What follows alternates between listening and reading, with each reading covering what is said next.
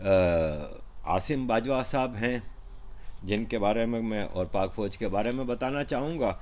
दीगर जो इश्यूज़ हैं उसमें ज़ाहिर है वो इंडिया में कुछ मामलात ऐसे चल रहे हैं सिक्युलरिज़म को लेके, और अब जो स्वीडन में जैसे हुआ तो ऐसा इंडिया में तो रोज़ की बात है ना। उसके हवाले से बात करनी थी। बलूचिस्तान और सिंधु देश के हवाले से काफ़ी डेवलपमेंट्स हैं, वो चीज़ें हैं। और कराची का केस इन एसेंस इस तरह नहीं है कि मैं उसको कोई सिंध से अलग काउंट कर रहा हूँ या वो, क्योंकि मेरे सिंधी दोस्त हैं ना, वो सिंध की तबाही बर्बादी, कराची की बर्बादी पे बोलते नहीं है कुछ, लेकिन जब बात करो ना कराची तो फ़ौरन कहते हैं तुमने सिंध क्यों नहीं बोला साथ में, तुम अलग करना चाह रहे हो, ये वो टोपी ड्रामे बहुत हैं, वो मैं पूरा उसमें एक्सप्लेन करूँगा। तो मैं कोई कराची को अलग से वो नहीं, लेकिन बहरहाल कराची का एक केस है, अलग से एक केस है। कराची कंट्रीब्यूट करता है पाकिस्तान के नेशनल एक्सचेकर में, पूरा पाकिस्तान कराची के नाम पे अय्याशियाँ करता है, और जब कराची को देने का टाइम आता है तो सबके ड्रामे मुझे पता है ना, मैं तो उधर का हूँ और अंदर का हूँ, तो मैं आप लोगों को डिटेल में अब कराची का भी केस बताऊंगा, लेकिन एक दो दिन लग जाएंगे। मैंने आज आर्मी के हवाले से प्रोग्राम करना है। देखें, आसिम बाजवा की जो बाजको कंपनी है उसके हवाले से जो स्टोरियां चल रही हैं, तो उसमें आपको एक चीज़ नज़र में रखनी होगी कि मेजर गौरव आर्या ने तो मेरा ख्याल है काफ़ी अरसे पहले, 4-5 हफ्ते पहले ही इसके बारे में बता दिया था।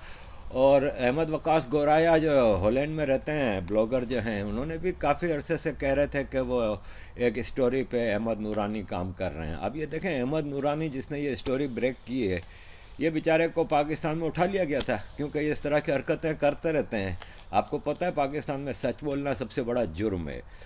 तो ये कुछ सहाफ़ी हैं, एजाज़ सैयद हैं, मोतीउल्लाह जान हैं। मोतीउल्लाह जान को तो अभी उठाया था इन्होंने, आपको पता ही है। मोतीउल्लाह जान को उठाया था, एजाज़ सैयद हैं, ऐसे ये कुछ सहाफ़ी रह गए हैं, बाकी तो सब हराम खोरी पे लगे हुए हैं। जैसे कराची का वो कामरान खान है, वो तो टोटल मद्दा सराई पे और हुकूमत की बस 24 घंटे चमचागिरी और आर्मी के बूट पॉलिश करने में ये सारे ये जर्नलिस्ट लगे हुए हैं, इंक्लूडिंग हामिद मीर, जिसके बारे में कहा जाता था कि बड़ा बहादुर है ये वो, लेकिन जिस दिन से उसको गोली लगी है और वो भी बांस की तरह सीधा हो गया और बूट पॉलिश करना उसका भी काम रह गया है।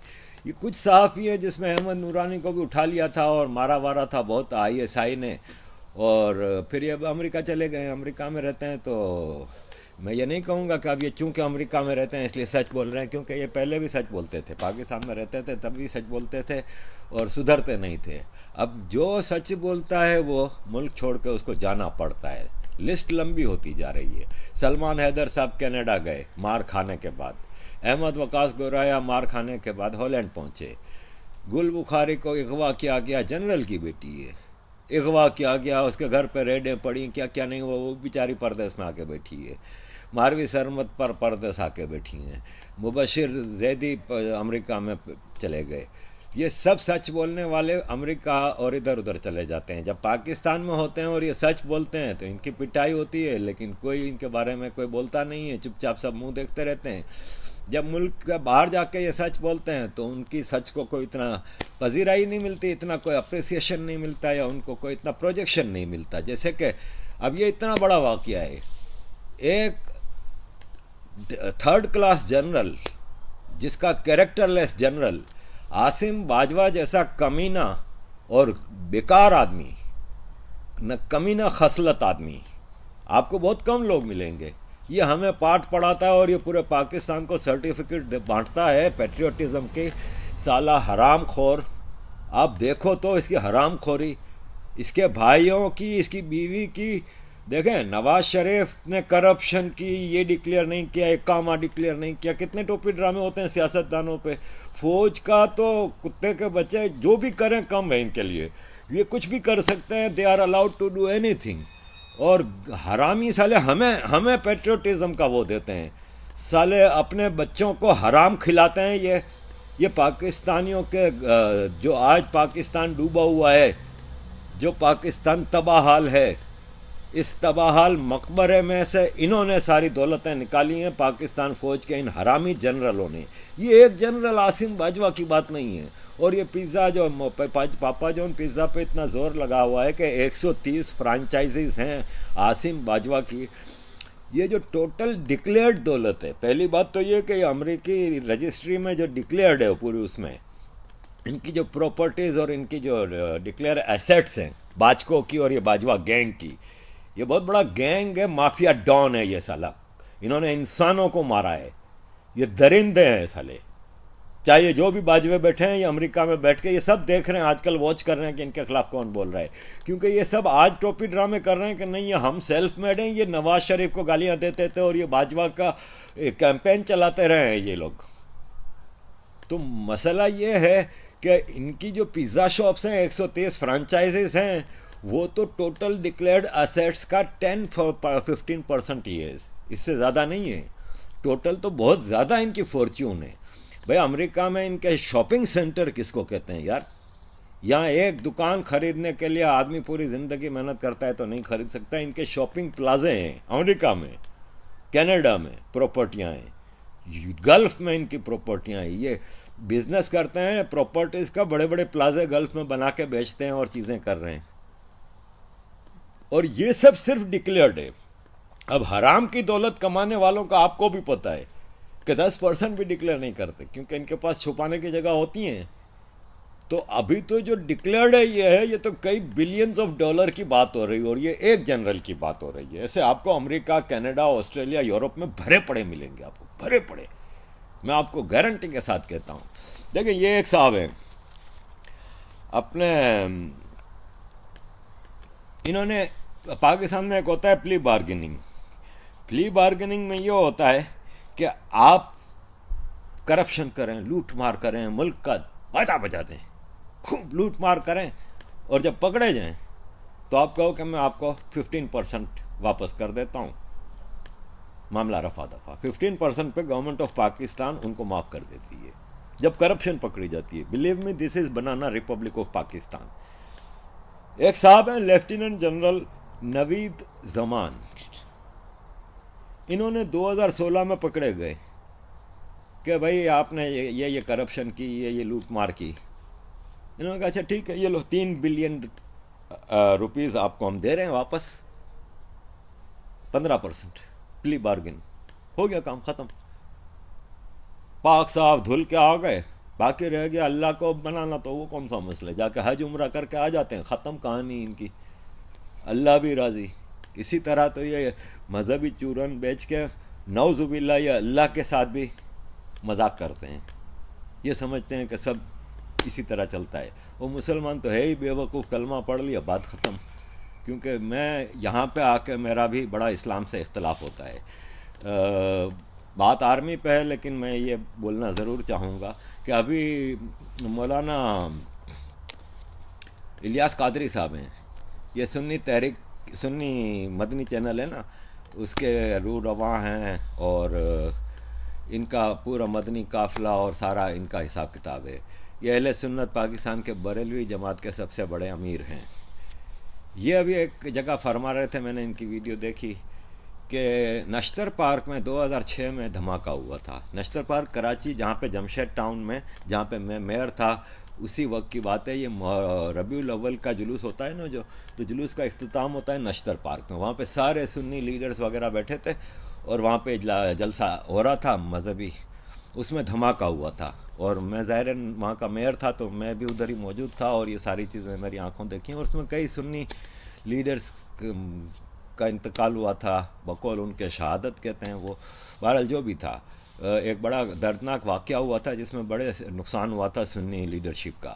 تو اس میں وہ ایک مولوی صاحب ہیں علامہ شاہ تراب الحق، مرحوم، اب تو انتقال ہو گیا ان کا، تو علامہ شاہ تراب الحق ایک زمانے میں MNA بھی رہے تھے اور میرے علاقے سے رہے تھے، اور میرا ان سے بڑی قرابت داری تھی۔ میں نے اپنا جو 7واں حج کیا ہے نا، وہ علامہ شاہ تراب الحق صاحب کے ساتھ انہی کے ٹینٹ میں کیا تھا، اور یادگاریں ہیں۔ تو بہرحال علامہ یہ مولانا الیاس قادری صاحب فرماتے ہیں کہ جب یہ نشتر پارک کا دھماکہ ہوا تو نماز ہو رہی تھی، اور نماز کی امامت علامہ شاہ تراب الحق کرا رہے تھے، تو دھماکہ ہو گیا، چیخو پکار ہو گئی، درجنوں لوگ مر گئے، لیکن علامہ شاہ تراب الحق صاحب نے اپنی نماز نہیں توڑی اور نماز پوری کی، اور اس کے بعد انہوں نے دیکھا کہ کیا ہو رہا ہے، اور اس کو بڑا اچھے اس میں کر رہے تھے کہ یہ دیکھیں یہ ہوتا ہے ایمان اور یہ ہوتا ہے. یہاں پہ میرا اختلاف ہے نا, کیونکہ میں سمجھتا ہوں کہ جب ایک دھماکہ ہوا ہے, جب آپ کو پتہ ہے نماز کے دوران کہ ایک دھماکہ ہوا, اتنی بڑی تباہی مچی ہے,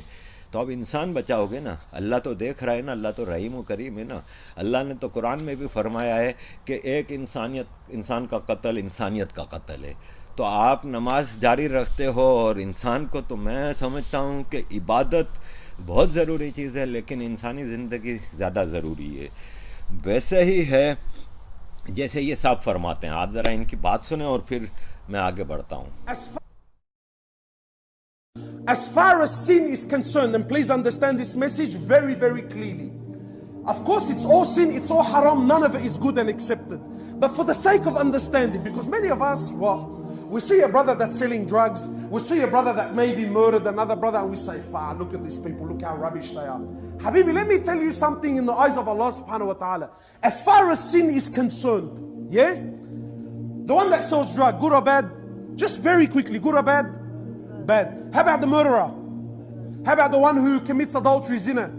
What about the one who rapes a child? What about the one who drinks alcohol? What about the one who does the biggest of the kabair, good or bad? This person, one person that commits all of these sins, he commits all of these sins on a daily basis, but he prays, is better in the eyes of Allah than the one that doesn't commit any of these sins but doesn't pray. اب دیکھیں یہاں پہ میرا اختلاف ہے نا. میں یہ کہتا ہوں کہ ایک گناہ گار ہے, وہ گناہ گار ہے, اس کو آپ صرف کلمہ پڑھنے سے معاف نہیں کر سکتے, یا وہ یہ میں نہیں سمجھتا کہ اللہ جو منصف ہے, اللہ جو اتنا رحیم و کریم ہے, وہ ایسے کوئی صرف اس لیے کہ ایک آدمی نے دنیا جہاں کے گناہ کیے ہیں, غلط کام کیے ہیں, لیکن صرف اس لیے کہ وہ نماز پڑھتا تھا اور وہ کلمہ پڑھتا تھا, اس لیے اس کے سارے گناہ معاف ہیں. میرا یہاں پہ اختلاف ہے. لیکن بہرحال میں ٹاپک سے ہٹ گیا ہوں, میں واپس آتا ہوں پاکستان آرمی کی. تو یہ ایک عاصم باجوہ کی کرپشن نہیں ہے خالی, یہ پاکستان آرمی کے ایک ایک جنرل کی کرپشن ہے. یہ عاصم باجوہ جب ڈی جی, پہلے تو یہ آپ کو پتہ ہی ہے کہ اس کے ساتھ چھوٹا سا 2% کا آدمی غربت میں آنکھ کھولی ہے, کیونکہ یہ جو فیصل باجوہ اور دوسرے اس کے باجوہ ہیں, ملک باجوہ وغیرہ, جو پاپا جونز کی ٹھیکیداری کر رہے ہیں, ان کی اپنی ویڈیوز گوگل پہ آپ کو مل جائیں گی جس میں وہ کہہ رہے ہیں خود کہ بھائی ہم نے پیزا ڈیلیوری سے کام شروع کیا تھا. اب ہمیں بیوقوف نہیں بناؤ یار, پیزا ڈیلیوری اور ہوم ڈیلیوری وغیرہ کے کام ہم نے بھی بڑے کیے ہیں. یورپ میں 30 سال سے تو ہم بھی دھکے کھا رہے ہیں. ایسے پیزا ڈیلیوری کر کے کوئی 130 اس کا مالک نہیں بن جاتا ہے فرینچائز کا, اور اتنی بڑی فارچون نہیں قائم کر لیتا.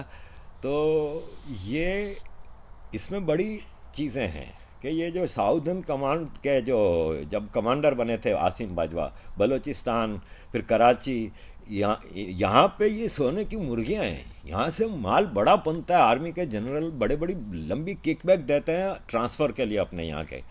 آرمی سے بڑا کرپٹ ادارہ کوئی نہیں ہے. آپ کو میں بتا دوں, عاصمہ جہانگیر نے کہا تھا کہ کرپشن کی بات کرتے ہیں پولیٹیشینز کی, جس دن آرمی کے کرپشن سامنے آ گئے آپ لوگ پولیٹیشینز کو فرشتہ سمجھیں گے.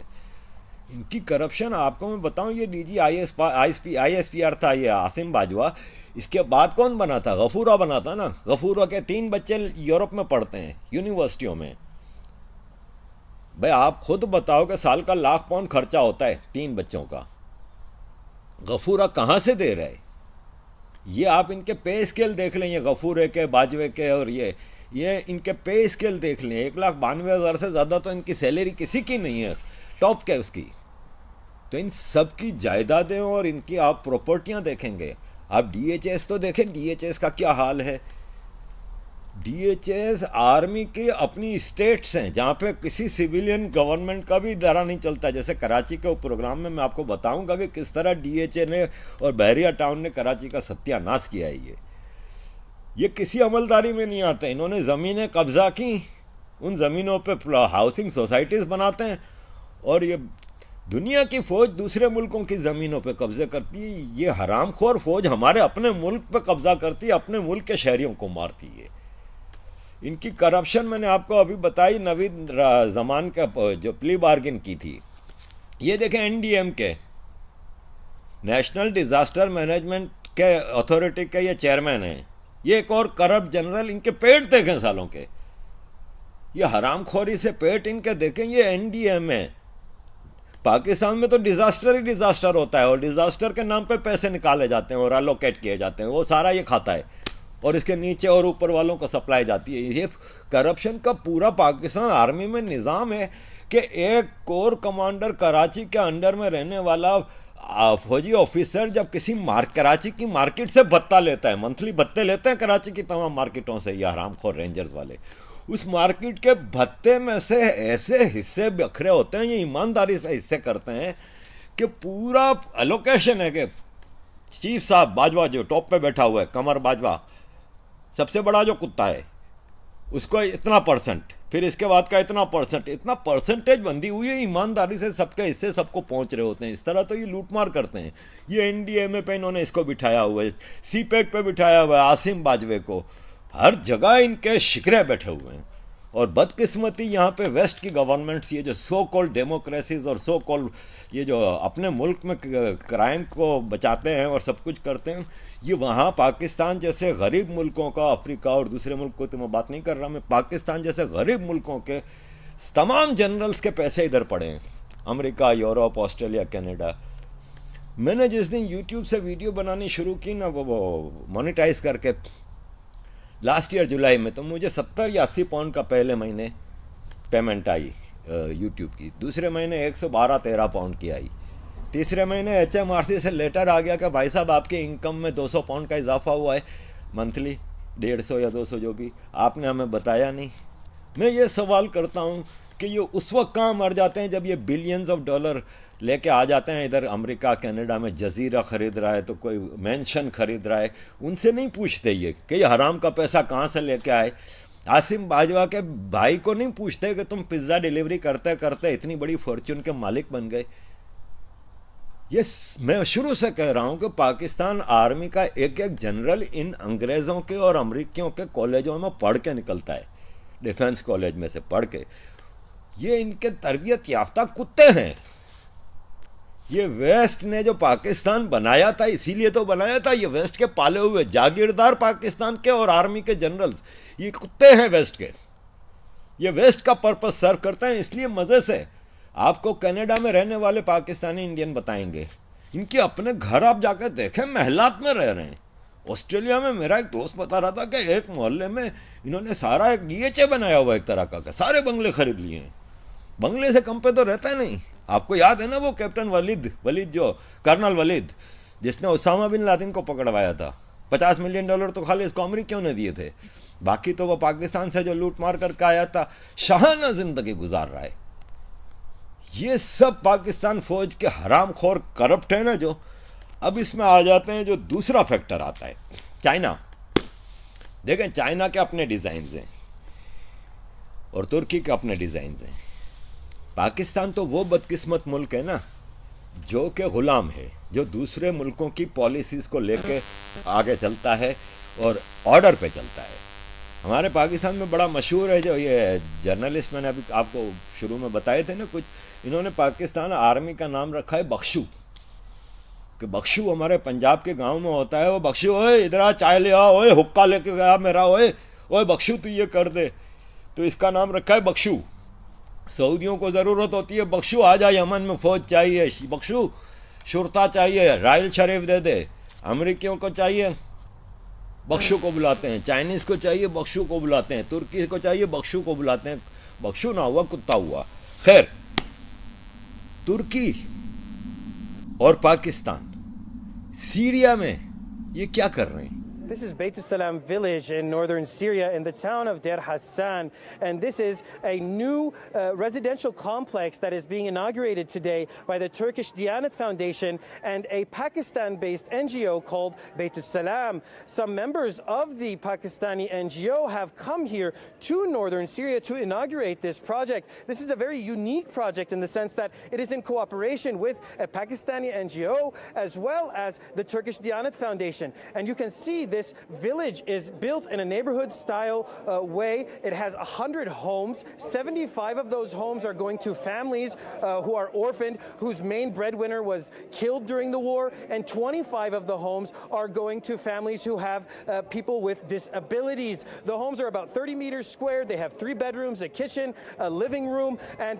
this is a significant improvement in terms of living conditions for the people here in northern Syria. Many of these people were displaced from their home because of the ongoing conflict here in Syria. Bombardment destroyed their home or forced them to flee their towns and villages. So having a place like this to come and live in is a very significant improvement for their living conditions. People here are very excited that the Turkish Diyanet Foundation and the Pakistani NGO who was contributing to this project have completed the project now and are inaugurating it today, and people's lives now are going to turn around as they settle into their new homes here in northern Syria. This is one of the 4 projects which we have inaugurated in the last 1 week.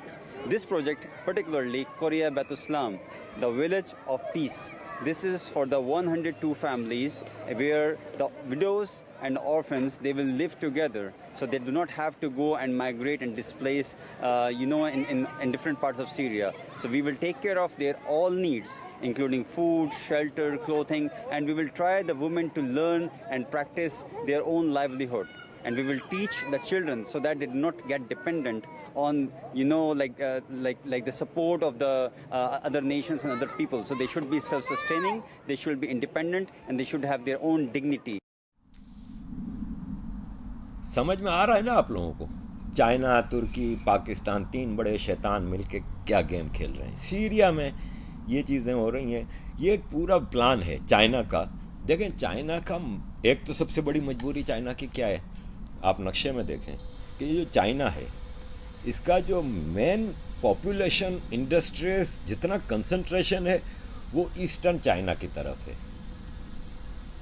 अब मसला ये है कि इनको bye सी root आप देखें कितना लंबा पड़ता है साउथ सी चाइना से लाके, क्योंकि सारी ट्रेड जो होती है वो 3 हिस्सों में है। अगर आप चाइना और इंडिया के वेस्ट में देखें तो एक है मिडिल ईस्ट और ये जो मिडिल ईस्ट, आर्मेनिया, अजरबैजान वगैरह मिला के थोड़ा ऊपर जाके, एक है अफ्रीका और एक है वेस्ट, यूरोप और अमेरिका।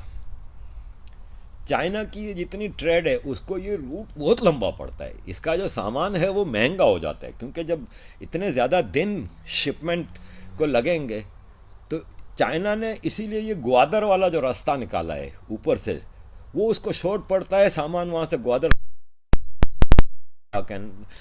गल्फ में सब जगह पे वहाँ से सप्लाई होता है। ये है चाइना का रास्ता। अब आगे उसको वो कॉरिडोर को और उसने जो 1 बेल्ट 1 रोड कह रहा है, वो यूरोप तक डायरेक्ट रास्ता इसको तुर्की के ज़रिए मिलता है, तो तुर्की तक ले जाने के लिए अब आप देख लें कि ये इनका जो प्लान है इम्पीरियलिस्टिक, वो ये है। चाइना अलल ऐलान कह रहा है पाकिस्तान को कि उम्मा को आप लीड करो, वो उम्मा को यूज़ करना चाह रहा है। चाइना का मैं कई बार पहले वीडियोस में बता चुका हूँ कि वो गरीब मुल्कों को, छोटे मुल्कों को, अफ्रीका के, एशिया के, अपने कर्जे तले दबा के उनको ब्लैकमेल करके वो अपने काम निकलवाता है। इसी तरह वो OIC कंट्रीज़ को UN में और कई जगहों पे यूज़ करता रहा है। अब मसला ये है कि जब इंडिया और चाइना का एक मसला हुआ और साउथ चाइना सी में भी एक क्लैशिंग सिचुएशन आ गई, क्योंकि चाइना का सारा ट्रेड का दारोमदार ग्वादर में तो अभी बहुत कम हो रहा है। असल तो वही रूट है ना साउथ सी चाइना में, तो वहाँ पे पूरा गेम चल रहा है। उस हवाले से चाइना है ना, जब ये अमेरिका ने इंडिया के साथ खड़ा होने का ऐलान किया चाइना इंडिया क्लैश में, वो वेस्ट का पूरा सपोर्ट इंडिया की तरफ आया, हथियार देने शुरू किए, रफाइल आ रहे हैं, मिसाइल आ रहे हैं, सारी चीज़ें हो रही हैं, प्रैक्टिसें हो रही हैं। फिलीपीन, ऑस्ट्रेलिया, जापान मिल के इंडिया के साथ नेवल एक्सरसाइजेज हो रही हैं, ये सब चीज़ें हो रही हैं। तो उसमें चाइना की कोशिश थी कि पाकिस्तान उम्मा को लेके इंडिया के लिए मुश्किलात खड़ी करे कश्मीर के नाम पे और ये नाम पे, लेकिन सऊदी अरब और अरब कंट्रीज़ ने उसमें पाकिस्तान को मना कर दिया कि भाई हम उसमें साथ नहीं देंगे।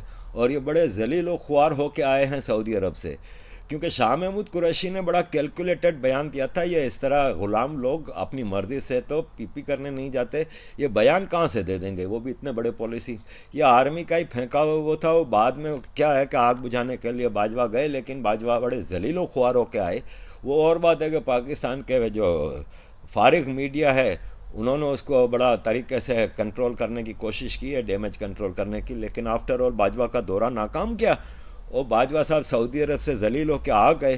اب چائنا پش کر رہا ہے پاکستان کو کہ مزید، اور پاکستان چونکہ بخشو ہے تو سب کے، اور ابھی جو پاکستان کا سب سے بڑا مالک ہے امریکہ، وہ ابھی تماشا دیکھ رہا ہے ابھی پاکستان کو. ایز سچ اس چائنا انڈیا کلیش میں جو پاکستان ایک گندا کردار ادا کر رہا ہے اس میں روک نہیں رہا امریکہ، لیکن امریکہ از ویٹنگ. تو یہ پاکستان کی آرمی کی جو کرپشن ہے اس کو ویسٹ کی پوری سپورٹ حاصل ہے اور چائنا کی ڈائریکشن پہ کام ہو رہا ہے. دیکھیں کئی بلوچ لوگ جو کہ مسنگ ہو جاتے ہیں اور کچھ لوگوں کو پھر بعد میں کچھ سالوں بعد چھٹی بھی مل جاتی ہے، واپس آ جاتے ہیں گھر پہ. انہوں نے بتایا ہے کہ ہمارے اوپر جب ٹارچر ہوتا ہے تو Chinese officer, Chinese communist party کا ملٹری آفیسر وہاں پہ بیٹھا ہوتا ہے اور ہمیں دیکھ رہا ہوتا ہے اور آرڈر کر رہا ہوتا ہے پاکستان کے فوجیوں کو کہ اس طرح ٹارچر کرو، یہ کرو، باقاعدہ وہ لیڈ کر رہے ہوتے ہیں. اسی طرح چائنیز جنرلز اور آفیشیلز ہیں نا، وہ پاکستان کی جو لا اینڈ آرڈر کی میٹنگ ہوتی ہے یا کوئی اسٹریٹجک میٹنگ ہوتی ہے بلوچستان کے حوالے سے اور چیزوں پہ، اس میں چائنیز موجود ہوتے ہیں. اس حد تک چائنا کا عمل دخل پاکستان میں ہے. اب آپ اس حوالے سے دیکھیں تو پاکستان کی فوج سے تو آپ کچھ بھی ایکسپیکٹ کر سکتے ہیں. جیسے کہ دیکھیں چائنا کی پیمنٹ نہیں کر سکتے، چائنا کو لڑکیاں سپلائی کر دیتے ہیں. یہ اس حد تک گھٹیا پنے پہ آ جاتے ہیں. آپ اس پہ یقین کریں کہ یہ پاکستان فوج گھٹیا پنے کا ہر لیول پار کر سکتی ہے. اس فوج سے آپ کچھ بھی امید نہیں کر سکتے، اور یہ صرف مال بناتے ہیں اور کچھ نہیں کرتے. پاکستان کے جتنی ایمبیسیز، ہائی کمیشنز ہیں ان کو بلینز آف ڈالر کے بجٹ دیے جاتے ہیں یہ ڈپلومیسی کے حوالے سے، اور یہ کس طرح اس کا پیسہ، ٹیکس پیئرز کے پیسے کا ناجائز فائدہ اٹھاتے ہیں اور کس طرح استعمال کرتے ہیں. ان کی آپ ایفیشینسی صرف اسی میں دیکھ لیں کہ آپ کا 14 اگست کو ہائی کمیشن ایک سیریمنی کرتا ہے تو اس میں اپنے سب کے کپڑوں کا بڑا خیال رکھتا ہے، استری اور کلف اور یہ سب چیزیں صحیح ہونی چاہیے. جھنڈے کا ستیاناش اس کی پرواہ نہیں ہے. تو عزیز دوستوں، بات یہاں پہ یہ ہے کہ پاکستان آرمی کرپٹ ہے اور ظالم ہے. احسان اللہ احسان طالبان کا spokes person, Taliban Pakistan army کی کریشن، پاکستان آرمی کی پیٹرونیج، پاکستان آرمی کے لکھے ہوئے اسکرپٹ پہ چلتی ہے. طالبان کا کریشن کا مقصد میں بتا چکا ہوں کہ 90s میں جب 85 کے جنیوا معاہدے کے بعد افغان مسئلہ ختم ہو گیا تھا اور امریکہ واپس چلا گیا تھا، تقریباً اینڈ پہ تھا، تو پاکستان نے طالبان کریٹ کر لیا تاکہ امریکہ کو روکا جا سکے. اور آج تک وہ طالبان فیکٹر نے امریکہ کو افغانستان سے جانے نہیں دیا. اور یہ پاکستان کی ہی اسکرپٹڈ اور ڈائریکٹڈ ڈرامہ ہے طالبان، جو کہ پیش کیا جاتا رہا ہے اور امریکہ مجبوراً پھر افغانستان میں رک جاتا ہے. اسی طالبان کے اسپوکس پرسن احسان اللہ احسان، جس نے کئی پاکستان میں بم دھماکوں کی ذمہ داری قبول کی تھی، جس نے A P S army public school کے اس پہ قبول کی تھی کہ ہم نے یہ کیا تھا مساکر، وہ کہتا ہے کہ مجھے آئی ایس آئی نے جب میں گرفتار کیا تو مجھے انہوں نے کہا کہ تم انڈیا میں اور افغانستان میں ٹیررسٹ ایکٹیویٹیز کو لیڈ کرو، ہماری طرف سے تم ہمارے لیے کام کرو. اور اس کو اب انڈورس کر رہا ہے یہ I S P R D G current جو ہے، اس کا بیان کہ ہم احسان اللہ احسان کو یوز کرنا چاہتے تھے. تو دیکھیں Pakistan F A T F کے حوالے سے کچھ ٹیررزم کے اس پہ کچھ ایکٹیویٹیز ضرور دکھانے کے لیے کاسمیٹک ایکٹیویٹیز کرتا ہے. کبھی حافظ سعید کو بند کر دیں گے، کبھی مسعود اظہر کو بند کر دیں گے. اب جیسے داؤد ابراہیم کا ایک انہوں نے شوشہ چھوڑ دیا. لیکن آفٹر آل اگین سیئنگ کہ ایف اے ٹی ایف کے پاس آج نہیں 5 سال پہلے 10 سال پہلے آلریڈی اتنا مواد تھا کہ اگر وہ چاہتے تو پاکستان کو بلیک لسٹ کیا پورا بلیک کر دیتے. لیکن وہ چاہتے ہی نہیں ہے پاکستان کو گرے لسٹ سے، نہ نیچے لے جانا چاہ رہے ہیں نہ اوپر لے جانا چاہ رہے ہیں، یہ وہیں رکھنا چاہ رہے ہیں، کیونکہ آفٹر آل پاکستان ایک کنفرمڈ ٹیررسٹ اسٹیٹ ہے۔ دنیا کی تقریباً بڑے کنٹریز کی انٹیلیجنس رپورٹس اور ان کی جو لوکل رپورٹس ہیں اس میں یہ مینشنڈ ہے کہ پاکستان ایک ٹیررسٹ اسٹیٹ ہے اور اس کی ایکٹیویٹیز پوری دنیا کے امن کے لیے خطرہ ہے۔ جیسے بلیک لائف میٹرز میں آپ نے دیکھ لیا، یہ طوبہ کو بم پھینک رہی تھی پولیس گاڑی میں، آپ کو یہاں پہ یو کے میں گرومنگ کے گینگ ملیں گے اور کیا کیا نہیں ملے گا۔ اتنی برائیاں ان لوگوں نے پوری دنیا میں پھیلا دی ہیں، تو پاکستان آرمی بغیر ویسٹ کی مدد کے، بغیر چائنا کی مدد کے کچھ نہیں کر رہا۔ یہ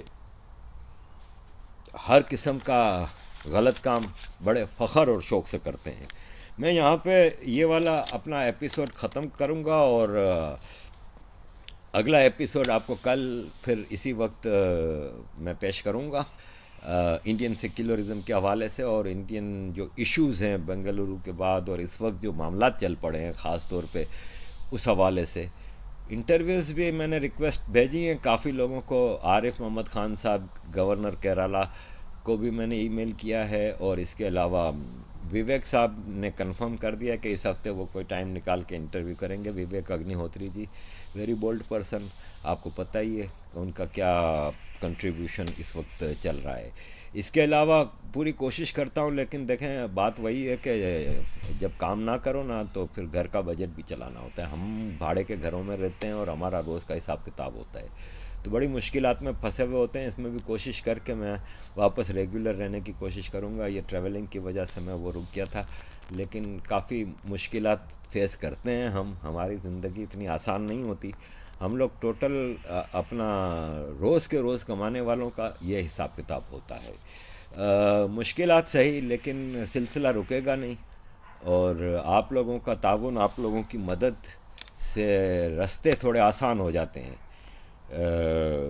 لیکن بہرحال سفر جاری رہے گا۔ Thank you very much for all your contribution and support اور میسیجز جو آپ اتنے مجھے بھیجتے ہیں۔ مشکلات بھی کچھ دوست نما دشمن کریٹ کر رہے ہیں آج کل،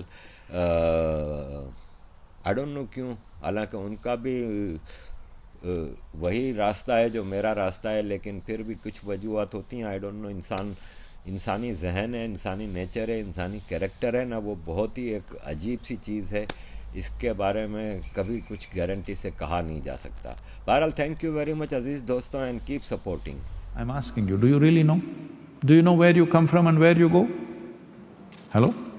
You don't know? No. You can bullshit yourself. I came from heaven, I'm going back to heaven. If you're so sure that you're going back to heaven, why don't you go today?